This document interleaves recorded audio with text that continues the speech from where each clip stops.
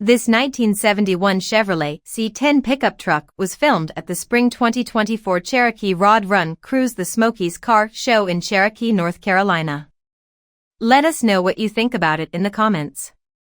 To see more from this car show, click the link in the description. Please give us a thumbs up. Subscribe for free to our YouTube channel to see all of our upcoming videos.